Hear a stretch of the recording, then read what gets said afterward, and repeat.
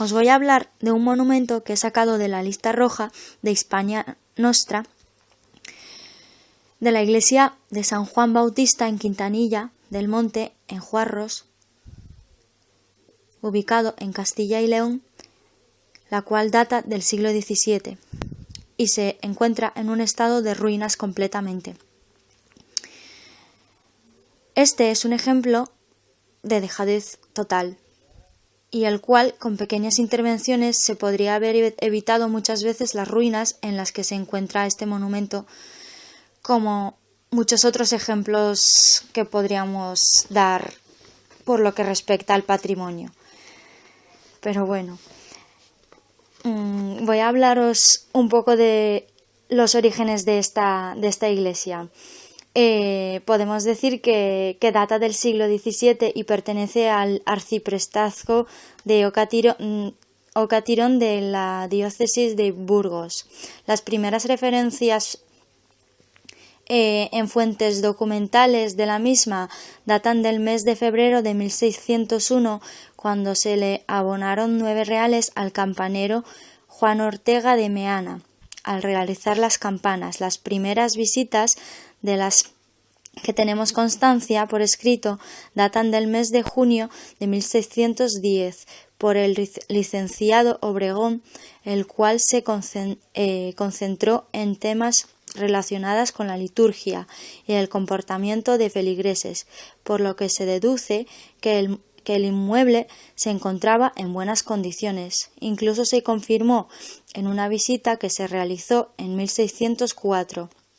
En el año 1607 se llevó a cabo una intervención bastante importante, para la cual se necesitó una importante cantidad de madera para solventar problemas de agujeros en la fachada. En el año 1619 tenemos las primeras noticias de la cofradía de San Juan Bautista, creado ese mismo año por Juan Martínez de Antón. En el año 1633 se llevan a cabo sucesivas obras después de la designación del maestro Hernando de Menapara, que ordena realizar el paredón de la iglesia, asimismo retejar la capilla que presentaba en ese momento grandes goteras. En el año 1680 se crea la cofradía de la Veracruz. En el año 1814 se necesitaba cambiar las campanas, así como acondicionar o arreglar otros objetos rituales, además de reponer las crismeras cuya reposición se debió a que fueron robadas por los franceses. Aquí me gustaría destacar la importancia de la Ley de Patrimonio Histórico Español del año 1985, pues antes de esta ley no debe olvidarse el deterioro y expolio que había mantenido a lo largo de la historia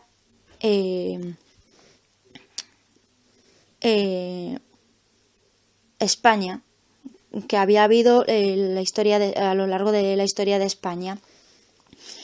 En el año 1828 y 1829 se retejó parte de la cubierta y fue necesario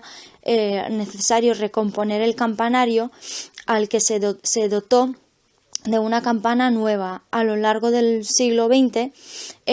podemos decir que no se llevaron obras de gran importancia en la iglesia, y la iglesia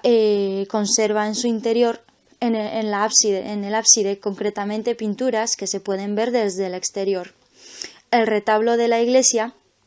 fue trasladado en una iglesia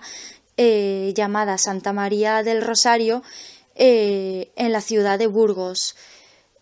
situada en el barrio Fuentecillas. Actualmente, esta iglesia de la que hablamos,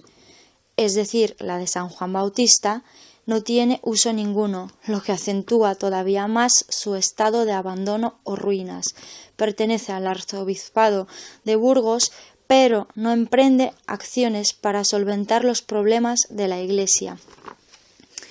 Me gustaría centrarme y destacar la importancia de la Ley de Patrimonio Histórico de 1985 y más concretamente en el artículo 1, en el cual se nos dice en el punto 1 son objetos de la presente ley la protección, acrecimiento y transmisión de las generaciones futuras del patrimonio histórico español, y en el punto 2 del mismo artículo, donde dice: integran el patrimonio histórico español los inmuebles y objetos muebles de interés artístico, histórico, paleontológico, arqueológico, etnográfico, científico o